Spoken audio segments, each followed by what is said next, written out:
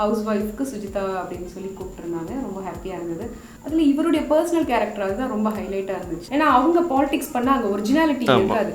5 வயசு குழந்தைலாம் என்ன ஆட்டம் ஆடுது, சிங்கிங் என்ன பாட்டு பாடுது. தனம் பேசுறீங்க சொல்லுங்க ஆண்டி அப்படின்னு. தனம்னா என் பேர் தனம் இல்லை, நிஜ வாழ்க்கையில் நான் தனம்மா. ஏன்னா அவ்வளோ அவங்க எனக்காக என் கூடவே இருந்து என்னை பத்திரமா பார்த்துக்கிட்டதுனால தான் என்னால் நிறைய படங்களும் பண்ண முடிஞ்சு. இவங்க பெரிய டெக்னீஷியன்ஸ், இவங்க சின்ன டெக்னீஷியன், இவங்க பெரிய ஆர்டிஸ்ட்லாம் இருக்காது. கொஞ்சம் எல்லாருமே ஒரே மாதிரி தான் இருப்பாங்க. ஏதாவது அப்செட்டாக இருந்துச்சுன்னா ஒரு நல்ல மூவி போட்டு உட்காந்து பார்த்துங்க, அப்படியே மூடெல்லாம் மாறிடும். இப்போ ஃபுல்லாக தான் அந்த ஷார்ட்டுக்கு ஆக்ஷன் சொல்கிற வரைக்கும் director please please ready ready ready ready ready அப்படி தான் சொல்லுவார். அந்த சீக்ரெட் நான் உங்களுக்கு ரிவீல் பண்ணுறேன். Hi, this is actress Sujitha. You வாட்சிங் me on tops of cinema. நீங்கள் லைஃப்பில் எல்லா பாட்லையும் ட்ராவல் பண்ணுறீங்க, ஆக்ட்ரஸாக இருந்திருக்கீங்க. ஆனால் ஒரு ஹோஸ்ட்டாக இப்போ கேள்வி கேட்க தான் ரொம்ப கஷ்டம். நீங்கள் புதிய யுகமில் ஓடி விளையாடு மம்மின்ற இதுவை ஹோஸ்ட் பண்ணீங்க. ஹோஸ்ட் பண்ணும்போது எவ்வளோ ஜாலியாக இருந்தது, எவ்வளோ ஃபன்னாக இருந்தது. குழந்தைங்களுக்காக தான் அதை மெயினாக அதான் சொல்கிறேன். எனக்கு ரொம்ப பிடிச்சிருந்தது அந்த கான்செப்ட். அப்புறம் குழந்தைங்க கூட செம ஃபன்னாக இருந்தது, ரொம்ப நல்லா இருந்தது, ஜாலியாக இருந்தது. எனக்கு அந்த ட்ராவல் ரொம்ப பிடிச்சிருந்தது. அது முடியுதுன்னு சொல்லும்போது நிஜமாவே மிஸ் பண்ணேன். விதவிதமான குழந்தைங்களை பார்த்தோம், நல்லா இருந்துச்சு. பார்ட் 2 வந்தால் பண்ணுவீங்களா? கண்டிப்பாக பண்ணுவேன். எனக்கு ரொம்ப பிடிச்சிருந்தது அந்த கான்செப்ட். சூப்பர். அதுக்கப்புறம் கலர்ஸ் டிவியில் எங்கள் வீட்டு மாப்பிள்ளை அப்படின்னு சொல்லிட்டு நாங்களே வருத்தப்பட்டோம், என்ன இவருக்கு 15 பேர் பொண்ணு தர்றாங்க அப்படின்னு சொல்லிட்டு இது பண்ணோம். அதில் நீங்கள் ஸ்பெஷலாக உள்ளே போய் பார்த்தீங்க, எப்படி இருந்தது மேம் அது சரௌண்டிங்கு எல்லாமே? ஆக்சுவலி திடீர்னு அந்த ஒரு proper house maker, home maker எப்படி இருக்கணும் அப்படிங்கிற கான்செப்ட் ஆனால் கரெக்டாக செலக்ட் பண்ணியிருக்காங்க. ஆனால் கரெக்டாக செலக்ட் பண்ணியிருக்காங்க.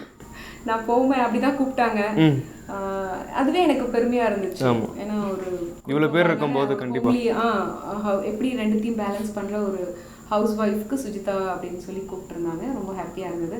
அங்க போகும்போதும் அவங்களுக்குள்ள எல்லாருக்குள்ளேயும் வந்து ஆர்யா சார் வந்து ரொம்ப மெச்சூர்டா தான் ப்ளே பண்ணாரு.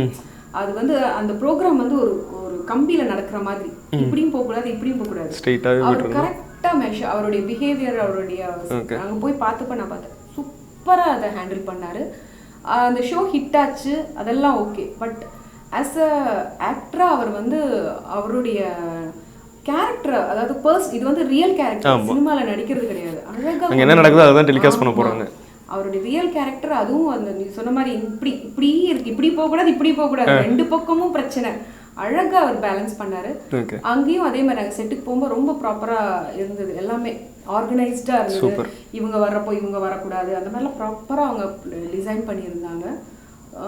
ஒரு நல்ல ஒரு ஷோக்குள்ளே போன ஒரு ஃபீல் இருந்தது. ஓகே, கன்ஃபியூஸ்ட்லாம் இல்லை, ரொம்ப கிளியராக இருந்தாங்க. இது ஆல்ரெடி ஹிட்டு ஷோங்கிறதுனால அதில் இவருடைய பர்சனல் கேரக்டர் அதுதான் ரொம்ப ஹைலைட்டாக இருந்துச்சு. ஜாலியில் ஒரு செம ஃபன்னான மனுஷன்ல அவர். Super ma'am. இப்போ இத்தனை வருஷம் சினிமா ட்ராவல், சின்ன திரை வெள்ளி திரை எல்லாத்துலேயும் பண்ணிட்டீங்க.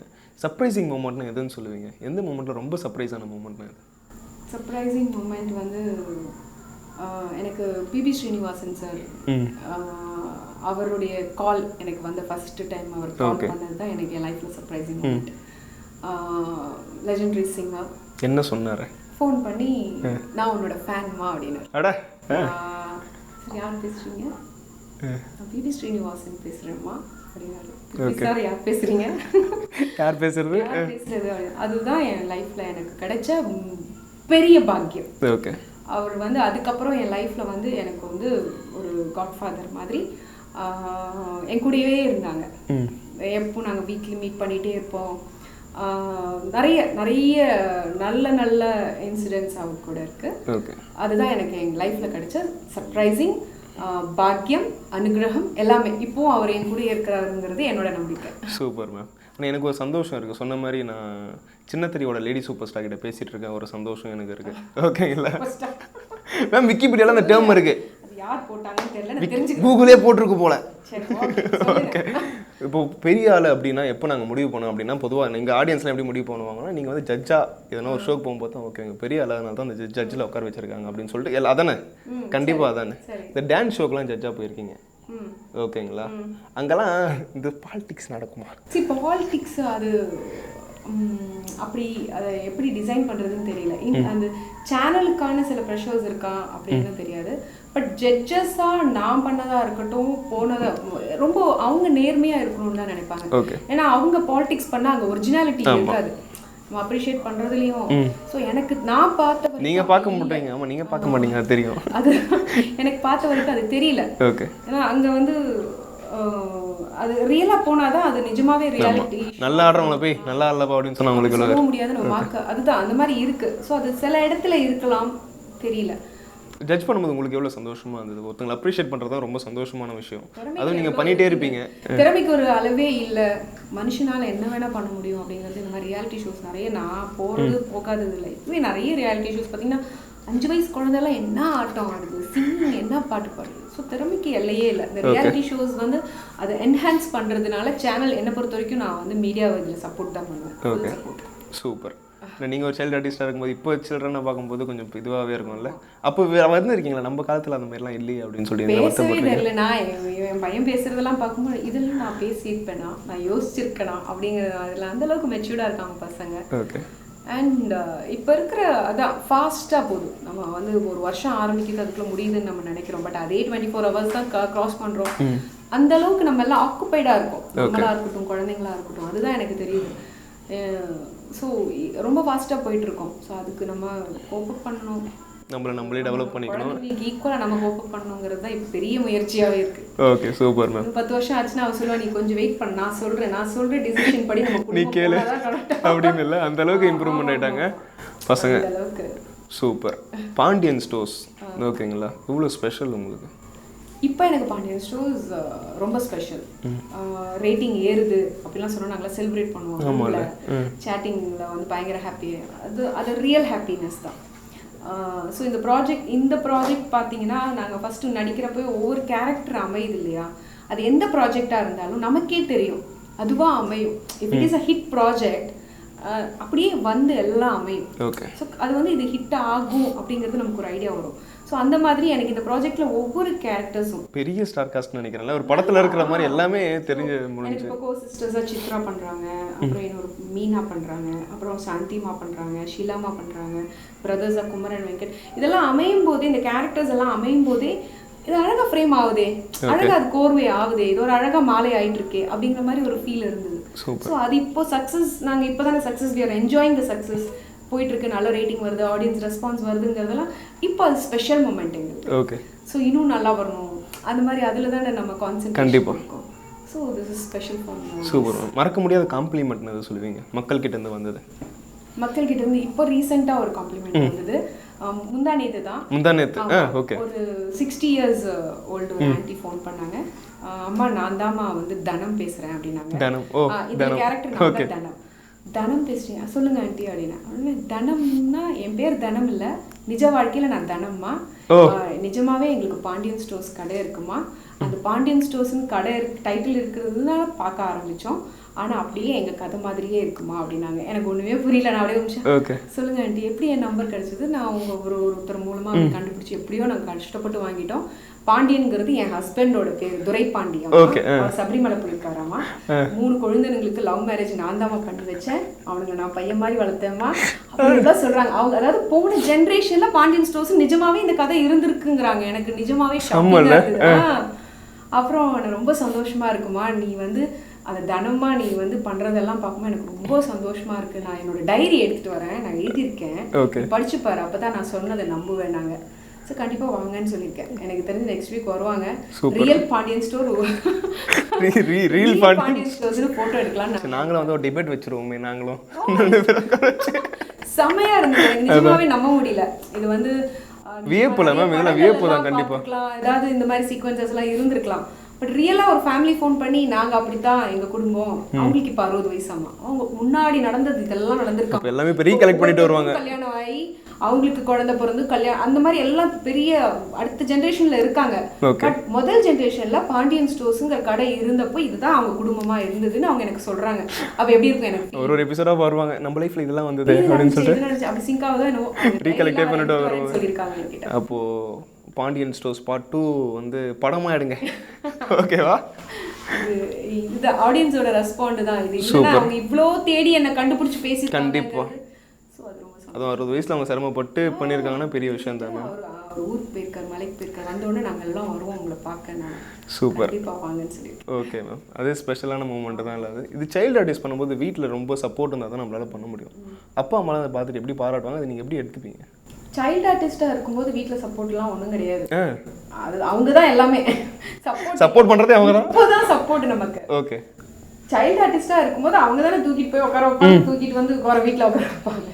ஸோ எங்கள் அம்மா தான் சைல்டு ஆர்டிஸ்ட். நான் தானே சொன்னேன், மவுத் பீஸாக தான் நான் இருக்க முடியுமே தவிர ஒரிஜினலாக ஒழுங்காக என்னென்ன நடந்ததுன்னு நான் சைல்டு ஆர்டிஸ்டாக இருக்கும்போது நீங்கள் தெரிஞ்சுக்கணும்னு எங்கள் அம்மா தான் கதையாக சொல்லணும். அப்போ அவங்களோட இன்டர்வியூ எடுக்கணும். வந்து நான் எங்கே போனாலுமே சத்யராஜ் சாராக இருக்கட்டும் யாராக இருந்தாலும் அம்மா எப்படி இருக்காங்கன்னு தான் ஃபஸ்ட்டு கேட்பாங்க. முத்துராமன் சார் சொல்லுவார், அம்மாவை பத்திரமா பார்த்துக்கோடி அப்படின்னு சொல்லுவார்.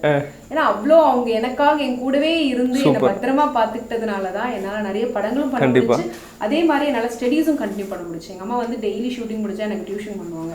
ஹிந்தி கற்றுக் கொடுத்தது, மலையாளம் கற்றுக் கொடுத்தது எல்லாமே எங்கள் அம்மா தான்.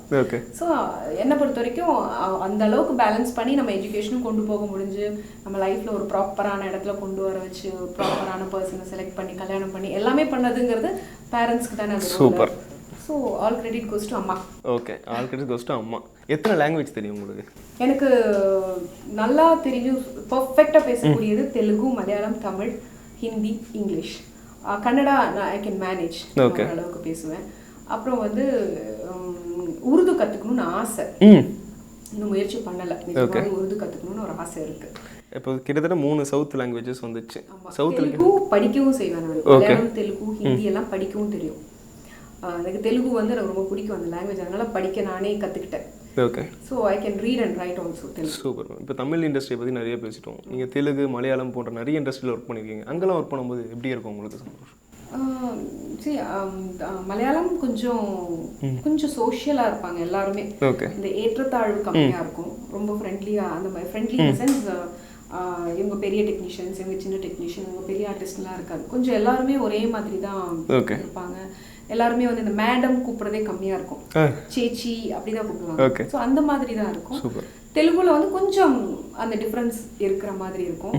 ஆனால் ரொம்ப பாசமாக இருப்பாங்க, ரொம்ப க்ளோஸாக இருப்பாங்க. அதாவது இந்த ஸ்டார்ஸ் அட்மையர் பண்ணுவாங்க, நம்ம நடிக்கிறதெல்லாம் நிஜமாக அந்த கேரக்டர் ரொம்ப வேல்யூ பண்ணுவாங்க. அதே ஈக்குவல் தமிழ் ஆடியன்ஸும் அவங்க வந்து அவங்களுக்கு பிடிச்சிருச்சுன்னா ரொம்ப கனெக்ட் ஆவாங்க, ரொம்ப பாசமாக இருப்பாங்க. இண்டஸ்ட்ரியை பொறுத்த வரைக்கும் எனக்கு தெரிஞ்ச Tamil Telugu more or less equal தான். ஓகே. கொஞ்சம் கமர்ஷியலான இண்டஸ்ட்ரி தான். சூப்பர், அழகாகவே சொல்லிட்டீங்க நீங்கள். இப்போ சின்ன ஒரு ரேபிட் ஃபயர், சரிங்களா? சின்ன சின்ன கேள்விகள் தான், பட்டு பதில் சொல்கிறீங்க, ஓகேங்களா? The biggest moment of celebrity, எந்த செலிபிரிட்டிக்கு ரொம்ப பிக்கஸ்ட் மூமெண்ட், சர்ப்ரைசிங் மூமெண்ட் இருந்திருக்கு? செலிபிரிட்டிக்கு சர்ப்ரைசிங் மூமெண்ட் அவங்க லைஃப் உங்களுக்கு கூட எனக்கு அதுதான் ஒரு ப்ராப்பராக ஒரு ஃபேன்ஸ் கிட்ட இருந்து கிடைக்கிற அப்ரிசியேஷன் இருக்குல்ல, அவங்க கண்ணிலே நமக்கு தெரியும் ஃபேக்காக சொல்கிறாங்களா இல்லையான்ட்டு. அந்த மாதிரி அந்த மனசளவில் அவங்க வந்து ஃபீல் பண்ணி சொல்கிறது வந்து நிஜமாவே எந்த செலிபிரிட்டியாக இருந்தாலும் அவங்களுக்கு வந்து அது ஒரு பெரிய அப்ரிசியேஷன். Super ma'am. என்னைக்குன்னா நீங்கள் போய் போராடணும்னு நினச்ச சமயம் இருக்கா? இதுக்காக போய் நம்ம போராடணும்டா ஜல்லிக்கட்டு போயிட்டு அந்த கும்பலில் இருந்தேன் நானும். பட் நான் ஃபோட்டோலாம் எடுத்துக்கல, கொஞ்சம் கவர்டாக தான் இருந்தேன். ஓகே. பட் என்னோட சப்போர்ட் உங்கள் பங்கு கொடுத்துருந்தேன். எனக்கு இந்த தமிழ் கல்ச்சர் இந்த மாதிரி பாரம்பரியங்கள் வந்து நம்மளை விட்டு போகக்கூடாது. இப்போ நம்ம குழந்தைங்களுக்கு வந்து நம்ம என்ன கொடுக்க போறோம்னா இதெல்லாம் தான் கொடுக்கணும். ஓகே. அது இல்லாமல் போயிடக்கூடாது. பல விஷயங்கள் இப்பவே இல்லை. ஒரு காலத்தில் மாட்டு வண்டி இப்படி இருந்துச்சுன்னு படம் வரைச்சு காட்டுற மாதிரி ஆயிடுச்சு. நானும் சப்போர்ட் பண்ணணும்னு நினைச்சேன், சப்போர்ட் பண்ணேன். நீங்கள் நல்லா சமைக்கிற டிஷ் எது? நான் ரொம்ப நல்லா சமைக்கிறது பிரியாணி நல்லா சமைப்பேன். அப்படியா? Super ma'am. எனக்கு பிரியாணி எனக்கும் ரொம்ப பிடிக்கும், சாப்பிட பிடிக்கும். அதே மாதிரி நான் நல்லா சமைப்பேன். அதுக்கப்புறம் நான் ரொம்ப டேஸ்டியாக சமைக்கிறது, அதாவது நான் சமைப்பேன் அதே டேஸ்ட்டு அடுத்த நாள் வராது. ஓ, அன்னைக்கு பண்ண சாம்பார் நல்லா இருந்துச்சு அப்படின்னு சொல்லுவாங்க. இன்னைக்கு அதே தான், அதுல எக்ஸ்பெரிமென்ட் பண்ணிட்டே இருப்பீங்களா? பட் பிரியாணி மட்டும் அந்த ஃபார்மேட் கரெக்டா, இவ்வளவு வெங்காயம் இவ்வளவு தக்காளின்னு கரெக்டா வச்சிருக்கேன், குழம்பு கூடாது, ஏன்னா அதுலயாவது நம்ம ஸ்டிக் ஆன் இருக்கணும்ட்டு பிரியாணி ரொம்ப நல்லா சமைப்பேன். Okay ma'am. இப்போ மற்றவங்க நம்மளுக்கு அட்வைஸ் கொடுப்பாங்க, பட் நீங்களே ஒரு அட்வைஸ் எடுத்துக்கிட்டு மாற்றின விஷயம் எது? நானே அட்வைஸ் கொஞ்சம் நான் ஷையாக இருப்பேன் சில விஷயங்கள்லாம். எங்கள் அம்மா வந்து எப்பவுமே அம்மா கூடவே இருப்பாங்க, அம்மா கூடவே வளர்ந்ததுனால ஒரு ஸ்டேஜில் வந்து இல்லை நமக்கு வயசாயிடுச்சு, நீ நம்ம வந்து நம்மளே தனியாக அதெல்லாம் பார்க்கணும் அப்படின்றது சிலது பிரேக்கப் பண்ணி வந்த ஏஜ் இருக்கு. ஓகே. ரொம்ப டிபெண்ட்டாக இருந்தேன். வீட்டில் யாராவது வேணும், எங்கே கடைக்கு போகணுன்னாலும் வேணும், எதுக்குமே அதை நானே இப்போ பிரேக் பண்ணியிருக்கேன். ஸோ நானே போகலாம், தனியாக போகலாம், என்ன இப்போ அப்படின்ற மாதிரி கொஞ்சம் அந்த மாதிரி நிறைய விஷயங்கள் மாற்றம். சூப்பர். எனக்குள்ள சுஜிதா அவர்களை வந்து 3 வேர்டு டிஸ்கிரைப் பண்ணணும்னா எப்படி டிஸ்கிரைப் பண்ணுவீங்க? நான் வந்து எனக்கு ரொம்ப சிரிக்க பிடிக்கும், இருக்க பிடிக்கும், ஹாப்பியாக இருக்க பிடிக்கும், அதுக்கப்புறம் வந்து சுஜிதாவுக்கு கோவமே வராது, ரொம்ப கஷ்டம். ஆனால் வந்துச்சுன்னா அது அவ்வளோ சீக்கிரம் போக அப்படியா? அது வராது, ரொம்ப கஷ்டம். வராத வரைக்கும் நல்லது. ஆமாம், வராது. அது ஒன்று. அதுக்கப்புறம் சுஜிதாவை பற்றி சொல்லணுன்னா சினிமானா ரொம்ப பிடிக்கும். சூப்பர். மூவி பார்க்குறதுனா ரொம்ப பிடிக்கும். ஏதாவது அப்செட்டாக இருந்துச்சுன்னா ஒரு நல்ல மூவி போட்டு உட்காந்து பார்த்துருவேன், அப்படியே மூடெல்லாம் மாறிடும். அண்ட் லவ் டு ட்ரைவ் ரொம்ப பிடிக்கும், காரோட பிடிக்கும், தனியாக ட்ரைவ் பண்ண ரொம்ப பிடிக்கும். இதுதான் சுஜிதா. ரொம்ப பெருசாலாம் இல்லை, குட்டி தான். நீங்கள் 4 சொன்னதே நல்லா இருந்தது, 4 பாயிண்ட் சொன்னதே நல்லா இருக்கு. ஓகேங்களா? ரீசெண்டாக பார்த்த சினிமா ரொம்ப பிடிச்ச சினிமானா இது? இப்போ ரீசெண்டாக நான் ரொம்ப என்ஜாய் பண்ணது, ரொம்ப பிடிச்ச படம் எனக்கு 96 பிடிச்சது. சமல. ஆமாம், மாநகரம், நேற்று இன்று நாளை, அதெல்லாம் ரொம்ப பிடிச்சிருந்தது. 96 ஏன் எனக்கு ரொம்ப பிடிச்சிருந்ததுன்னா அது எங்கேயோ நம்ம கனெக்ட் ஆகிட்டோம். ஓகே. அதில் வந்து ரொம்ப அழகாக ட்ரைவ் பண்ணியிருந்தாரு டேரக்டர். சூப்பர். ரொம்ப பிடிச்சது வந்து அவங்க 2 பேரும் டச் பண்ணலங்கிறது தான். சமல ரொம்ப அழகாக இருந்தது. கிட்ட தாலியை தொட்டு கும்பிட்டு வரப்பாருங்க, அதெல்லாம் செம்மையா இருக்கும்ல. செம்மையா இருந்துச்சு, நல்லா இருந்துச்சு. அந்த சீக்வன்சஸ் ரொம்ப நல்லா இருந்துச்சு. ஓகே. படம் பார்த்து முடிச்சுன்னா நல்லா இருந்துச்சு, படம் செம்மையா இருந்தது அப்படின்னு சொல்லிட்டு வெளியே வந்தாங்க. எல்லாம் அழுதுட்டுலாம் வெளியே வந்தாங்க, ஓல்டு லவ் எல்லாம் நினச்சிட்டு அழுதுட்டுலாம் வெளியே வந்தாங்க. கனெக்ட் ஆயிருப்பாங்க. ஆமாம், நானே நல்லா இருந்தது. அந்த ஸ்கூல் லைஃப், அப்புறம் இப்போ அந்த 2 பேரோட ரிலேஷன்ஷிப், ஃப்ரெண்ட்ஷிப் ரொம்ப நல்லா இருந்துச்சு.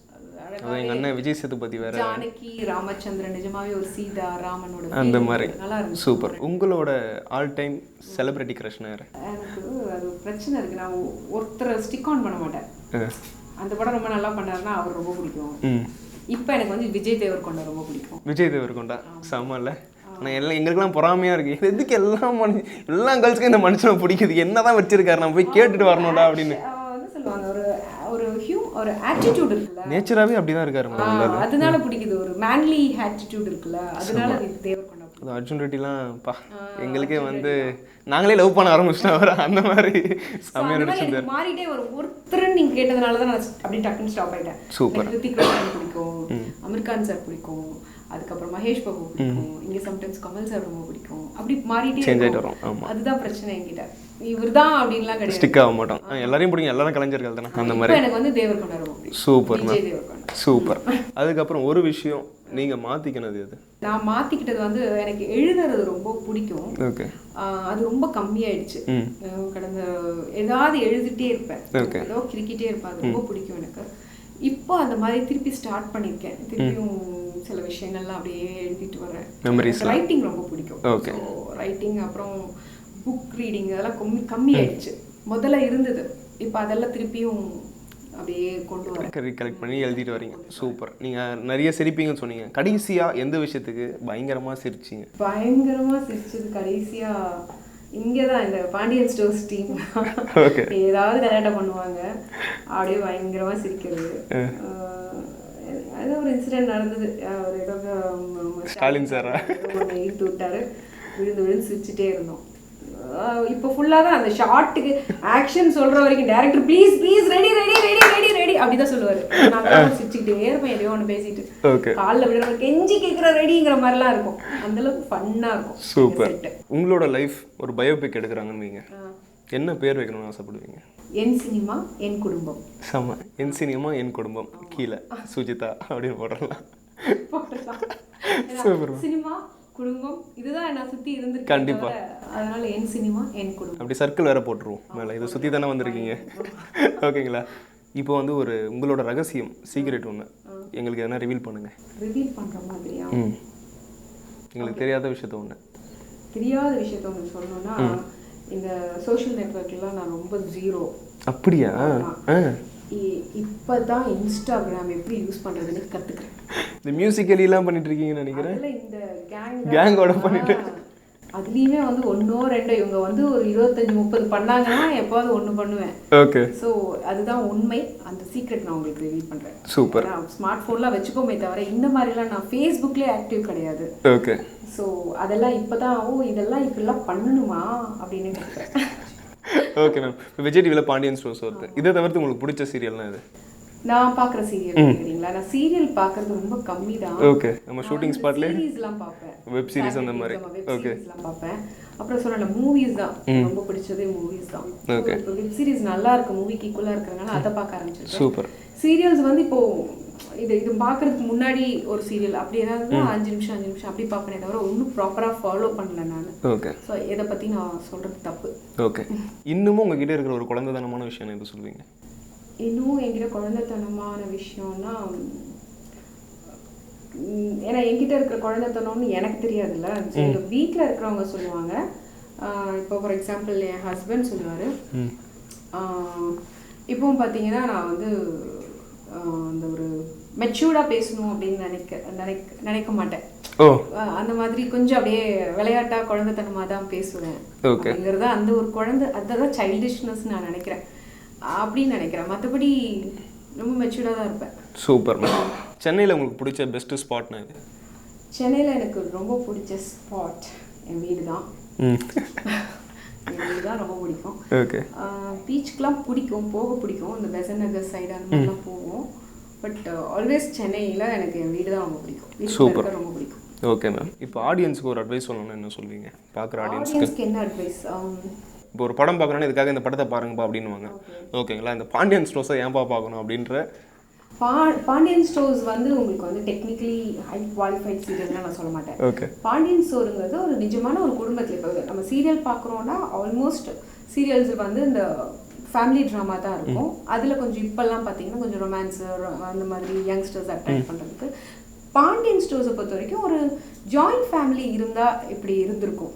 நம்ம முதல்ல இருந்திருக்கலாம், இப்போ இல்லை. இப்போ திருப்பி அது வரணும். அது ஒரு ரிலேஷன்ஷிப்போட வேல்யூ என்ன அப்படிங்கிறது எல்லாமே எனக்கு வந்து பாண்டியன் ஸ்டோர்ஸில் எனக்கு அது நல்லாவே ஃபீல் ஆகுது.